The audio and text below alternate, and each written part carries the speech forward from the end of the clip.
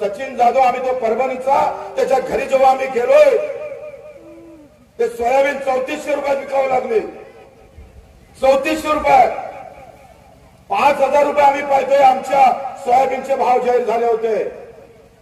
खरेदी केंद्रावर 5000 रुपयाने घ्यायला पाहिजे होते पण पैसा भेटत नाही. एक वर्ष त्यानं व्यापाऱ्याला विकले आणि व्यापाऱ्यानं अर्धे पैसे दिले नाही. तो तक्रार करायला गेला. व्यापाऱ्यानं फोन केला. ठाणेदार त्याच्या बाजूने उभा राहिला. पैसों के साथ यहाँ पैसा और सत्य का खेल है.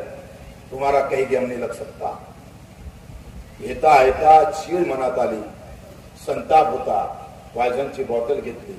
सचिन जाधव आत्महत्या करून रस्त्यात निघाला. त्याची बायको 7 महिन्याची गर्भवती होती. 7 महिन्याची. तो टाळ्या वाजवायचा विषय नाही. आराम नालाय का मला थोबाडते. 7 महिन्याची गर्भवती होती.